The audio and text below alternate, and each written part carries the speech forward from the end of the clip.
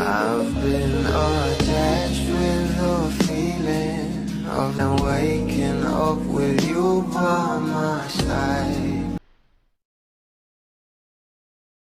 Talaga namang ito ang ating Donnie Pangilinan ay sinelebrate nga ang kanyang kaarawan kasama ang kanyang mga loved ones at talagang nandito nga itong ating Bel Mariano na alam naman natin na talagang forever grateful at supportive talaga para sa kanyang nato.